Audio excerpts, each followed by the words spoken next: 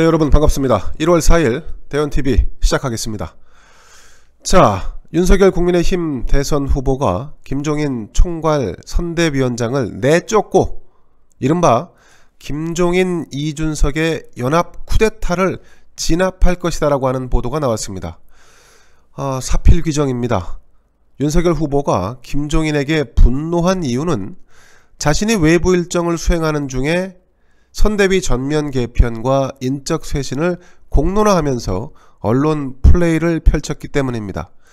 대선 후보를 패싱한 채 선대위를 공중분해하는 그야말로 전대민문의 쿠데타를 당한 것에 대해서 윤석열 후보 큰 충격을 받은 것 같습니다.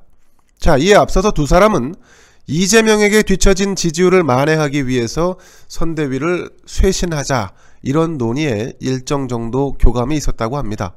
선대위 개편 방안에는 김종인 위원장까지 포함하는 전면적인 개편이 필요하다는 게 윤석열 후보의 입장이었다고 합니다. 자, 당시에 김종인도 이런 윤석열의 제안을 수용할 것처럼 보였는데, 자, 선대위 총괄 사퇴 발표 직후 김종인은 이렇게 말합니다. 나는 총괄 선대위원장직 사의를 표명한 적이 없다. 말을 바꾼 것입니다. 자, 이런 김종인의 말 바꾸기에 윤석열 후보가 대노했다는 후문이 전해지고 있습니다. 자, 이렇게 선대위 쇄신을 단행한다 하면서 자신은 예외라는 말을 김종인은 어떻게 이렇게 뻔뻔하게 할 수 있을까요? 참으로 어처구니가 없는 사람입니다. 지금 국민의힘도 당직자들이 일괄 사퇴를 밝혔습니다. 자, 그런데 최고위원들도 사퇴하겠다는 마당에 이준석은 지금 어떤 상황입니까? 사실상 홀로 남아서 나는 절대 사퇴 안 한다, 이런 입장을 보이고 있습니다. 선대위에는 김종인만 남았고 당의 지도부에는 이준석만 남는 이런 상황이 도출된 것입니다. 두 사람이 어떻게 이렇게 똑같을까요? 이 두 사람의 욕망이 정권교체를 열망하는 유권자들에게 찬물을 끼얹었습니다. 아니, 두 사람이 보수 우파 진영의 최대 난적이 되었다 해도 과언이 아닙니다. 제가 그토록 주구장창 외쳐왔던 부분입니다.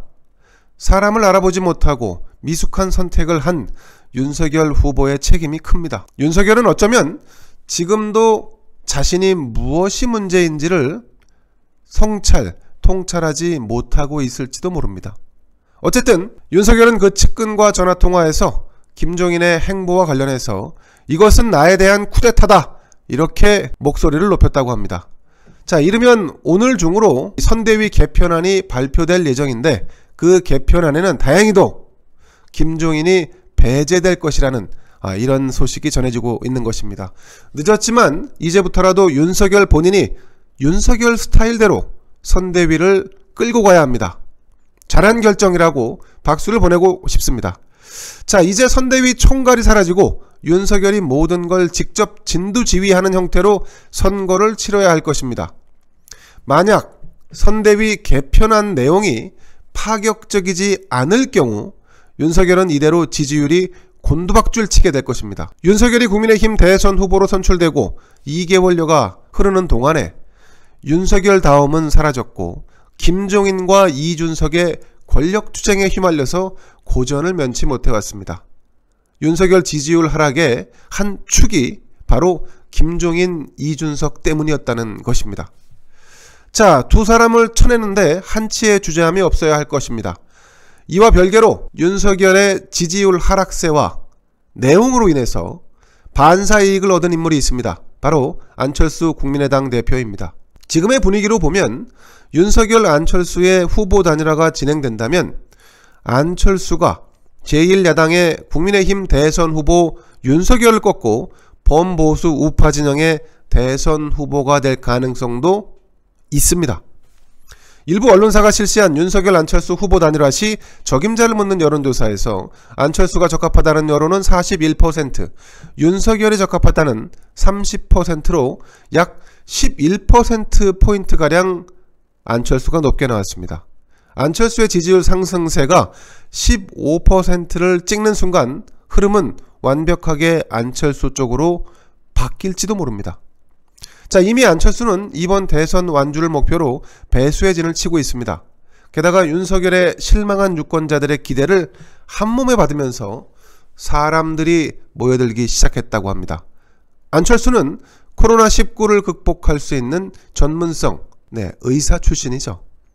또 급속하게 변화하는 미래사회를 위해서 IT 변혁이 필요한데 IT 전문성을 갖춘 유일한 대선 후보이기도 합니다. 문제는 안철수가 과거처럼 전략 부재와 어리숙함으로 대선 선거 캠페인에 임한다면 본인이 얻고자 하는 범보수 우파 진영의 후보가 되는 것은 불가할 것입니다. 과거의 안철수에서 벗어나서 조금 더 과감한 정치 행보를 보일 수 있느냐 여부가 안철수의 성공 그 열쇠가 될 것입니다.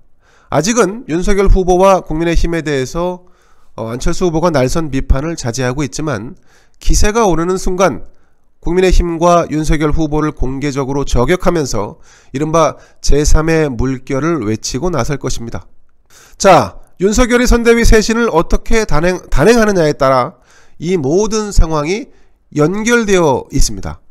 반전의 파격을 만들어내지 못한다면, 그 물꼬를 트지 못한다면 이번 대선은 윤석열 대 이재명의 구도가 아니라 이재명 대 안철수의 구도로 흐를 수도 있습니다. 다수 유권자가 중요하게 생각하는 것은 정권교체, 문재인 정권의 심판이지 윤석열이냐 안철수냐의 문제가 아닙니다. 누가 됐든 이 정권을 심판하고 정권교체를 이루어낼 수 있다면 다수의 유권자는 그런 후보를 선택하게 될 것입니다.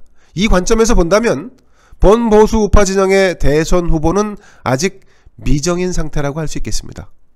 두 사람이 단일화를 하기 위해서라도 이준석과 김종인은 반드시 이번에 퇴출시켜야 마땅할 것입니다.